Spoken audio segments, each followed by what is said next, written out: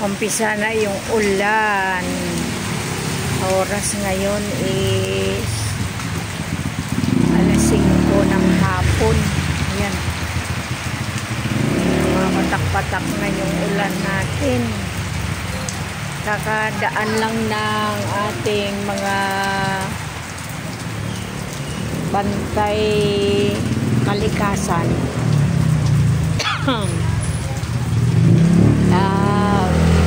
Sasabing mag-ingat at matiyag sa ating panahon. Oh. Mula kaninang umaga pa yan yung ulan natin, kaya ayan oh, ang dilim doon sa paligid ng ating kalangitan. Kaya buti yun yung bahay na yun kasi ano yan, sementado. Pero bubong ang dyan. Bubong ang babantayan dyan, kaya baka yun ang lilipad. Kasi malakas daw yung ulan. Sabi ng ating pag-asa. Yan. Grabe. Na magtabayanan natin yung ulan natin, kaya baka biglang lumakas. Buti sana kung ulan lang, wag naman sana yung malakas na hangin. Di baling ulan lang, mapaglabanan natin yan. Pero yung hangin, wala tayong kalaban-laban dyan sa hangin.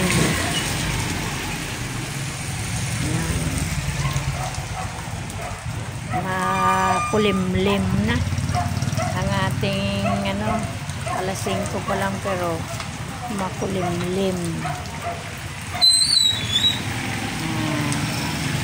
Ating mga rider tuloy pa rin sa paglalakbay kahit na umuulan. Yan. Mabilang pa natin yung patak ng ulan ngayon. Pero ganyan lang yan yung patak niya. Pero tingnan nyo itong gisahod ko, napuno na nga Pero pag naipon yan, dadami din yan. Aapaw din yung mga sapa, estero, mga ilog. Kahit ganyan lang ang patak-patak niyan. Parang umuumpisa na yung hangin, kayo lumilipad-lipad na yung mga dahon-dahon natin, mga puno. Sana wag naman lumakas ang hangin. Gabi pa naman at saka madilim. Sana wag naman sobrang lakas ng hangin, banayad lang sana. Mga bahay kasi dito mga luma na. Yan, ang tabayanan natin. Mamaya balikan ko kayo mga friend. Tuloy ang mga rider natin. Yan. Umpisa na yung hangin. Kasi lumilipad-lipad na yung mga dahon. Saka lumalakas-lakas na kaunti yung ulan. Yan. Ayun yung pumapag na gano'n yung mga payong nila na na tatangay ng hangin. Yan.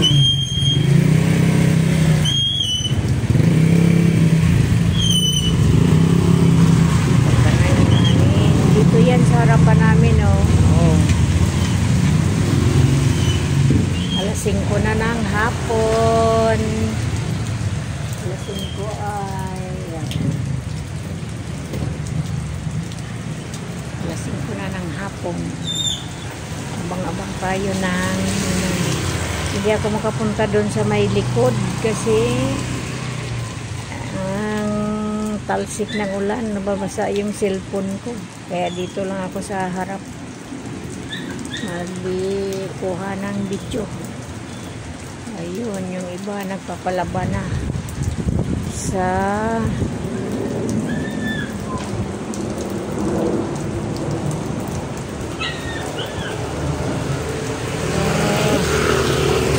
may dadaan na aeroplano pero wala kang makikita kasi puno ng ulap.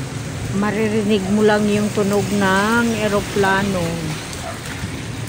Walang eroplanong nakikita. Siguro hindi malakas yung hangin sa langit.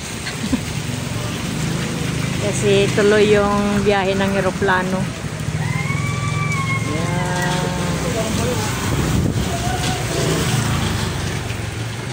Pero kumakalampag na yung mga yero-yero. Kasi alabang malakas na yung hangin.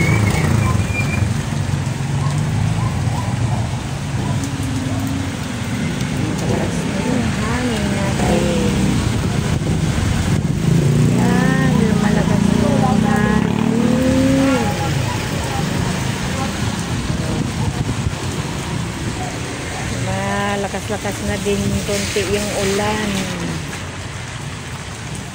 Ayan mga friend.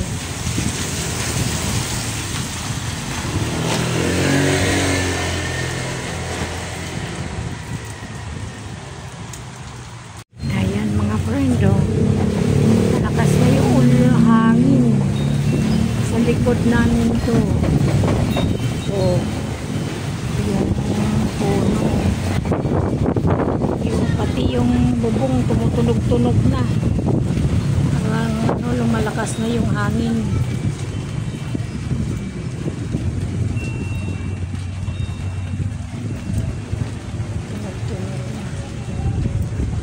Yung mga bahay dyan walang tinag kasi bagong gawa yan papahan. Dito lang sa amin dito. Pinapakita ko sa inyo kung kalakas na ang hangin kasi yung puno yan, malakas na yung hangin.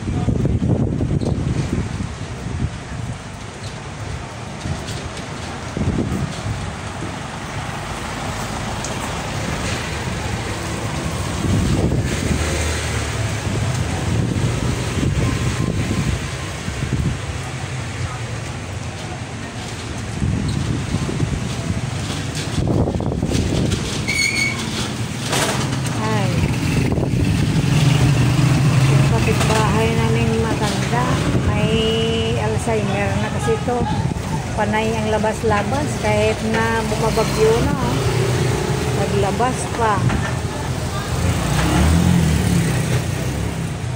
bigla lang magbukas ang gate nila. Yun na pinapagalitan ng mga apo niya, bigla lang lumalabas.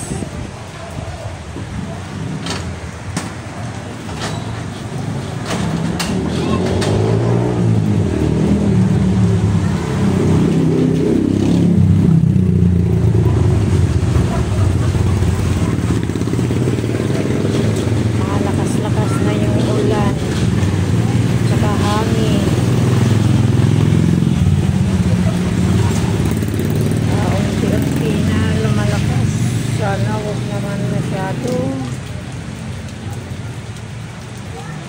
Gagandaan ang hangin at saka ulan.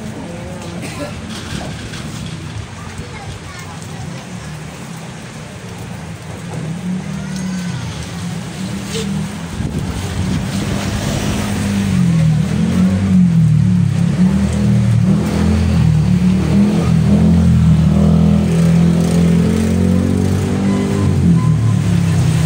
Bago lang nagdadala yung BRMM na maghanda na sa lakas ng hangin at saka ulan.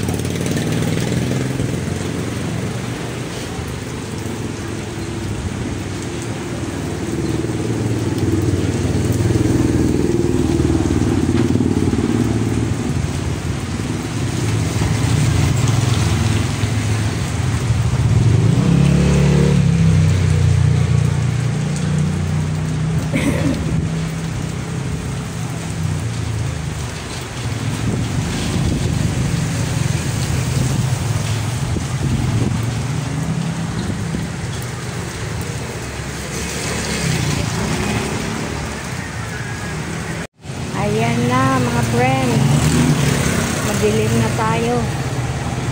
Alas 6 na, madilim na. Oh, ayan na. Hangin lang ang ano, pero ang ulan, kahit manipis lang siya, pero tuloy-tuloy.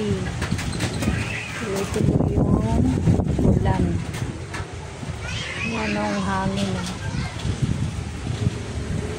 Sana ganyan lang ka lakas yung ulan, wag ay hangin, wag nang lumakas pa kasi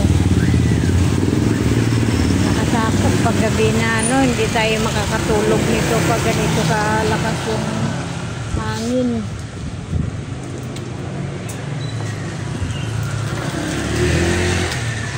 Kahit yung solar namin wala masyadong ilaw kasi ano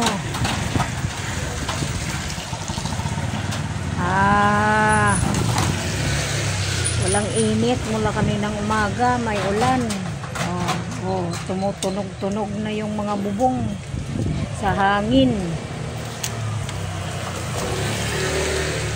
Yan ang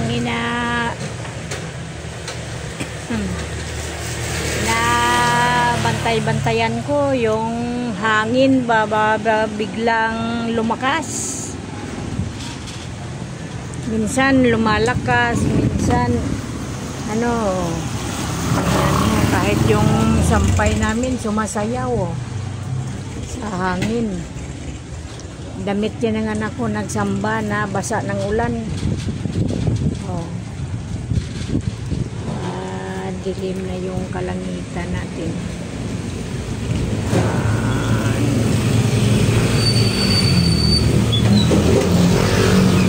Dilim na yung kalangitan. Ang ulan natin medyo patak-patak lang din, pero tuloy-tuloy. Lumalakas, humihina. Ganyan. Yan ang ano ko lang, yung hangin ba. Ayan, tumutunog-tunog yung mga ano tawag niyan, yung pinto ang ano na yan, yero kapag pumangin. Tumutunog. Pag nagpayong kalilipad, ganyan. Kailangan hawakan mo mabuti yung payong mo. Eh kung hindi mo hawakan, lilipad.